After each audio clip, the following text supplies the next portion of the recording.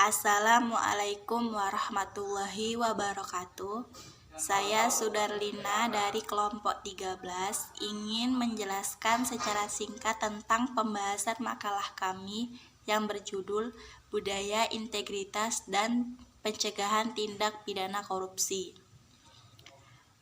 Baiklah, di sini saya akan menjelaskan pembahasan yang pertama, yakni pengertian integritas dan konsep integritas.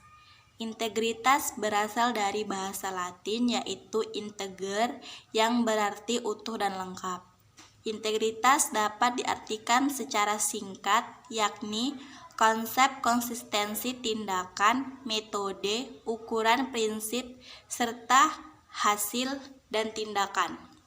Menurut Andreas Harepa, integritas adalah 3 hal yang dapat diamati, yakni yang menunjukkan kejujuran, memenuhi komitmen, dan mengerjakan sesuatu dengan hasil yang konsisten.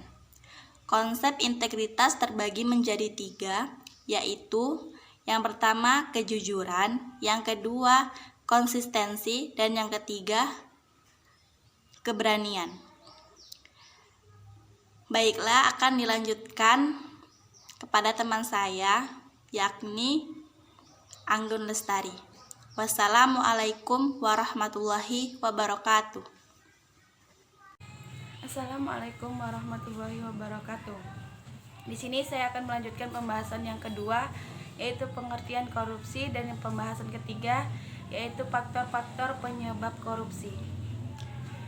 Korupsi adalah suatu tindakan dari seseorang yang menyalahgunakan sebuah kepercayaan dalam suatu masalah maupun organisasi guna untuk keuntungan pribadi.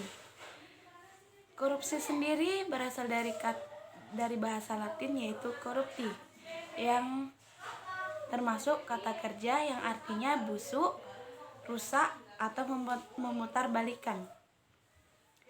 Nah, selain itu, pengertian korupsi juga tercantum dalam Undang-Undang Nomor 31 Tahun 1999 tentang Pemberantasan Tindak Pidana Korupsi, yang menyatakan bahwa korupsi adalah setiap orang yang tergolong melawan hukum melakukan suatu perbuatan mempercayai atau menguntungkan diri sendiri atau orang lain, dan menyalahgunakan wewenang maupun kesempatan dan sarana yang ada pada karena jabatan. Nah, itu saja pengertian dari korupsi. Selanjutnya yang pembahasan ketiga yaitu faktor-faktor terjadinya korupsi. Faktor-faktor terjadinya korupsi yang pertama adalah faktor internal. Faktor internal merupakan faktor pendorong korupsi yang berasal dari dalam diri kita sendiri.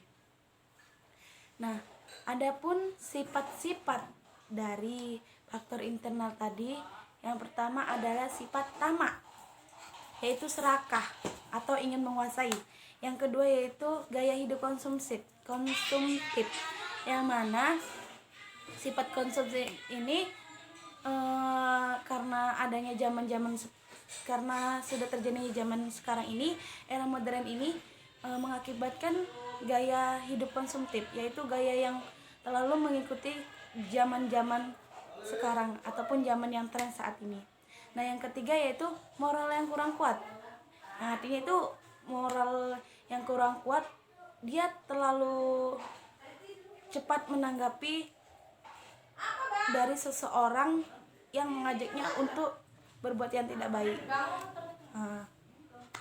Nah, yang kedua yaitu faktor eksternal, yaitu faktor eksternal merupakan faktor pemicu terjadinya tindakan korupsi yang berasal dari luar diri individu, yaitu luar diri sendiri.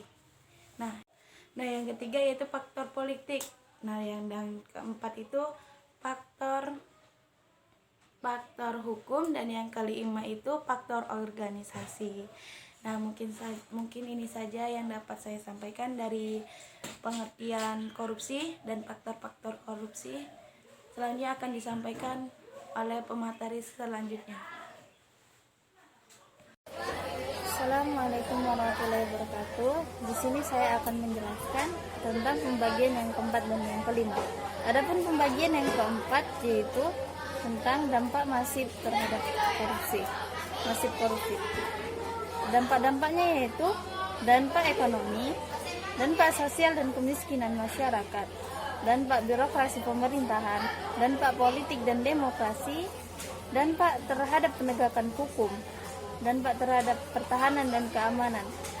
Yang ketujuh, dampak terhadap kerusakan lingkungan.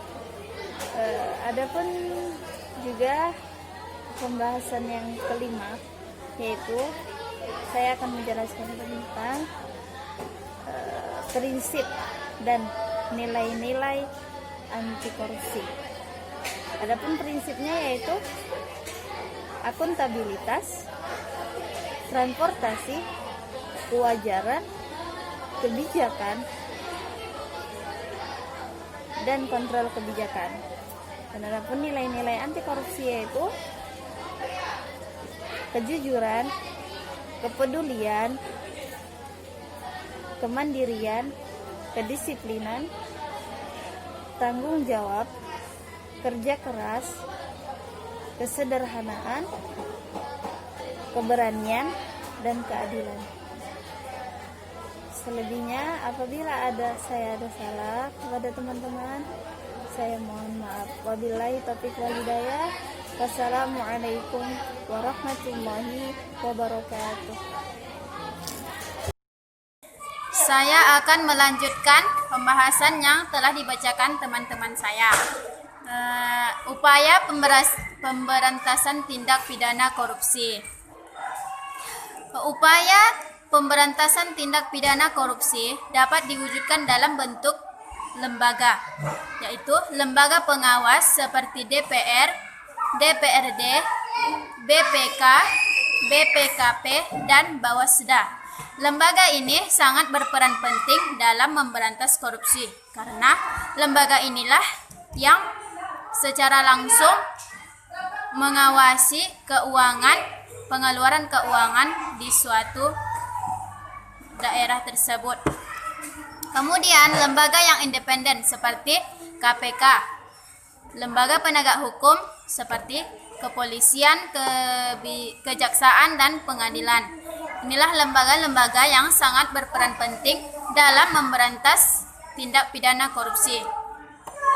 Upaya lembaga negara dalam membuat undang-undang tentang tindak pidana korupsi yaitu Undang-Undang Republik Indonesia Nomor 31 Tahun 1999 Pasal 2 Ayat 1. Setiap orang yang melakukan tindak pidana korupsi dikenakan sanksi pidana penjara dan pidana denda.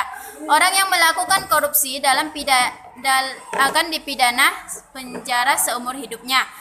Pidana penjara yang paling sedikit 4 tahun, sedangkan pidana penjara yang lama selama 20 tahun. Denda paling sedikit 200 juta rupiah, sedangkan denda yang paling banyak 1 miliar rupiah. Itulah tadi upaya negara untuk pemberantasan korupsi. Jika upaya-upaya itu, peraturan itu telah dilakukan, maka otomatis negara Indonesia akan bebas dari korupsi, akan bersih dari korupsi. Sekarang saya akan membacakan peran mahasiswa dalam upaya pencegahan korupsi. Bagaimana peran mahasiswa dalam upaya pencegahan korupsi? Perannya sangatlah penting karena mahasiswa diharapkan memiliki kemampuan yang interpersonal, yaitu memiliki moral, rasa peduli, rasa tanggung jawab terhadap bangsa Indonesia untuk memberantas korupsi. Karena mahasiswalah yang akan menjadi penerus dari para pemerintahan suatu saat nanti. Oleh karena itu, peran mahasiswa ada 4, yaitu pemberantasan korupsi di lingkungan kampus, di lingkungan masyarakat sekitar, di lingkungan lokal, dan di tingkat nasional. Dalam upaya-upayanya akan saya bacakan, yaitu menciptakan lingkungan yang bebas dari korupsi di kampus. Setelah itu, memberikan pendidikan kepada masyarakat. Maksudnya memberikan arahan kepada masyarakat tentang bahaya korupsi. Dengan demikian, masyarakat akan menjauhi korupsi serta bertindak untuk memberantas korupsi. Sedangkan yang terakhir yaitu kita mahasiswa sebagai alat pengontrol terhadap kebijakan pemerintah. Itulah yang dapat saya sampaikan. Assalamualaikum